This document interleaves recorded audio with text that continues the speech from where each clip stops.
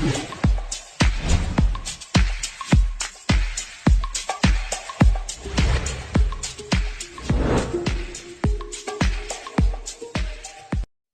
Friends, subscribe कीजिए हमारे YouTube channel शांति का किचन को।